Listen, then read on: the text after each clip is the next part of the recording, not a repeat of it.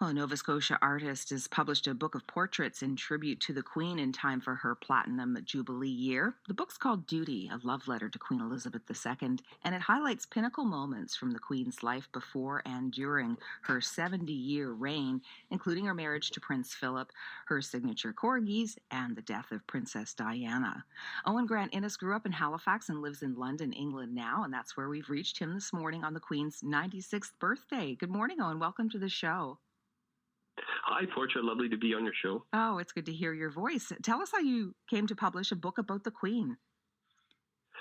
Well, I guess it all started in the beginning of lockdown. I was in my studio in remote rural France and, sort of removed from the world, but realizing that it was going to be hard to engage in the world for a while with the pandemic.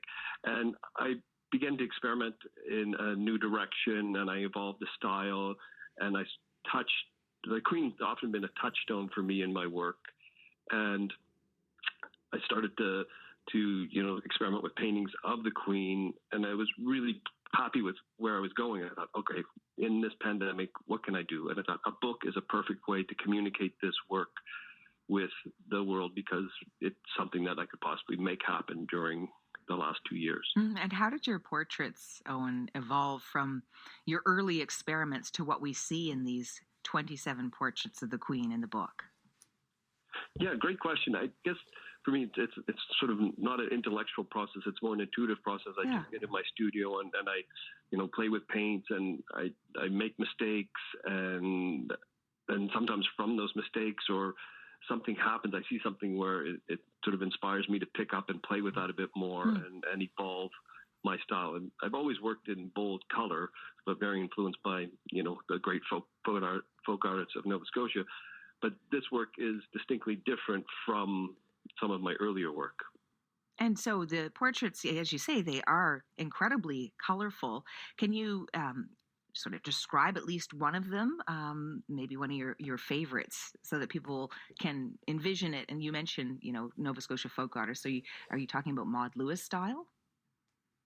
Yeah, I mean, that was sort of the foundation, very much part of my formation as how I saw art. And I, really admire these people because they're not traditionally, they didn't go to art school. They just do it from the purity of their heart. But so for me, I guess one of the most iconic images from the book is the cover image. It's the Queen in a yellow dress with a spaghetti-styled hat on, so it's very wispy, and it's yellow, sort of bright yellow against a blue, purpley blue background, and those colors together vibrate in a really wonderful way. But I guess for me, it captures the Queen. She has a little string of pearls and her white glove.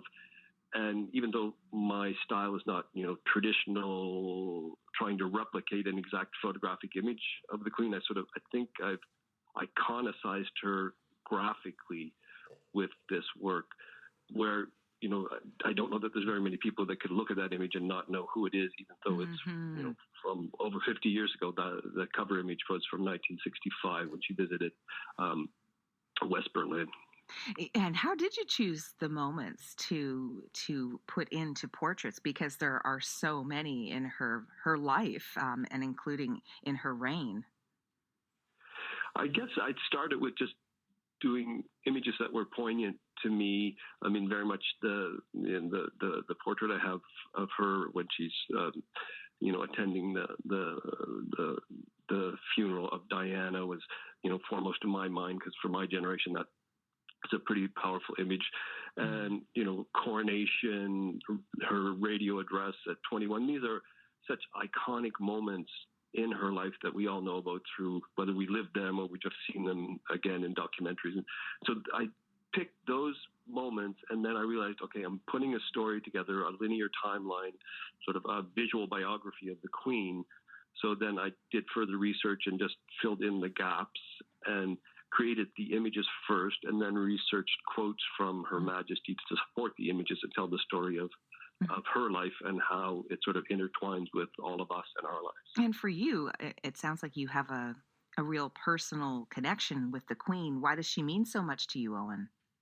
Well, I think she's very much a part of, I grew up in Canada in the 1960s, and in 1967, the year Canada became 100, I started primary school, and I was 5 5 years old.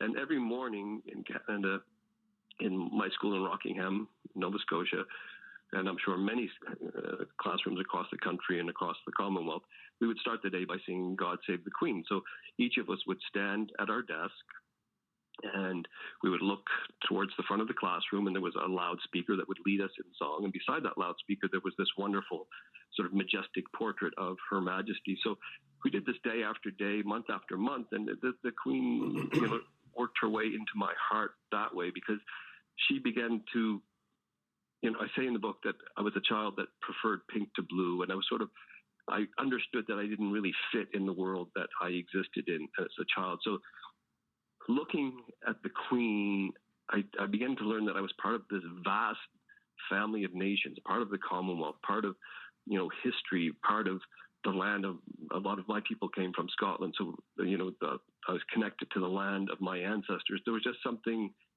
really reassuring in that for me to find a place in that world through Her Majesty. When you were feeling isolated and different than other people because of who you were, even though you weren't expressing that maybe openly at the time, Owen? Yeah, no, exactly. I mean, at 4 or 5 as a young queer kid, I certainly didn't understand the world of adult things, but it was this intuitive sense that I needed to control how much of myself I expressed. It was sort of an instinctual defense mechanism that I just knew that I had to protect myself. As a child, you need basic, you need nurturing, you need love, you need shelter.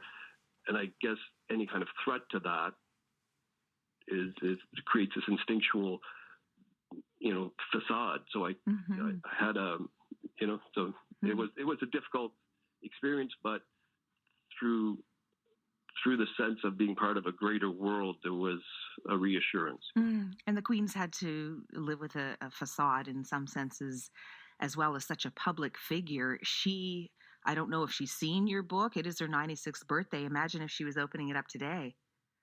That would be lovely. It would be heartwarming for me to know that. And yet, you're exactly right. I mean, the Queen is someone who's had to, wear a facade most of her life, because it's not her role to express her personal opinions. It's her role to represent us as head of state. And 7 decades of doing this and performing this wonderful duty, I think it's an enormous show of respect and affection for all of us that she represents as head of state. No, your book certainly shows that you have seen her and you've reflected her back in living color. Oh, and when will the book be available, or where?